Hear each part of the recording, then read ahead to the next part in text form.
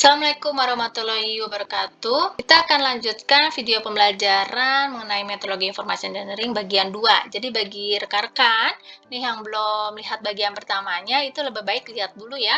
Karena di bagian pertama mengenai video pembelajaran metodologi information engineering ini akan membahas mengenai tahap yang pertama yaitu informasi strategi planning dan tahap yang kedua ya yaitu bisnis area analisis. Nah, di tahap yang bagian kedua ini itu akan mempelajari tahap 3 dan tahap keempat gitu ya. Jadi yang belum silakan lihat video yang bagian pertama. Nah, kalau sudah kita lanjutkan melihat video pada bagian yang kedua ini. Nah, pada bagian yang kedua ini akan lebih fokus membahas mengenai tahap 3 yaitu perencanaan dan perancangan sistem dan tahap 4 ya yaitu konstruksi. Pada tahap 3 perencanaan dan perancangan sistem ini fokus bagaimana proses tertentu pada area bisnis diimplementasikan dalam arsitektur.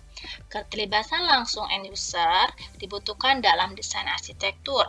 Nah, arsitektur yang dimaksud dapat berupa arsitektur data, arsitektur aplikasi, dan arsitektur teknologi. Contoh untuk arsitektur data ini dapat digambarkan dengan kelas diagram. Berikut adalah contoh kelas diagram yang menggambarkan hubungan antara entity.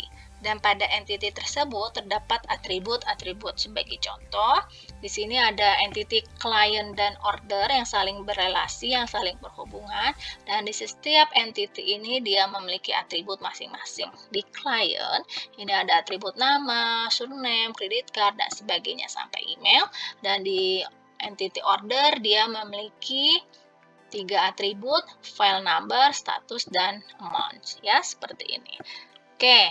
Yang berikutnya adalah pada aplikasi, ya, pada arsitektur aplikasi. Nah, pada arsitektur aplikasi dapat digambarkan dengan diagram lokasi aplikasi dan pengguna yang dapat menunjukkan distribusi geografis aplikasi. Nah, diagram tersebut dapat menunjukkan di mana aplikasi digunakan oleh pengguna akhir. Nah, ini sebagai contoh, ini Ibu ambil kalau kalian mau lihat secara langsung ya. Ini pada alamat link berikut ya. Nah, di sini sebagai contoh ini ada kota Dallas, San Francisco, New York, dan Chicago, dan bagaimana lokasi-lokasi aplikasi-aplikasi itu berada dan bagaimana terhubungan dengan aplikasi-aplikasi yang ada di kota lain. Nah, contoh yang ketiga adalah teknologi. Nah, teknologi ini, arsitektur ini lebih menggambarkan detail dari penggunaan teknologi dalam organisasi.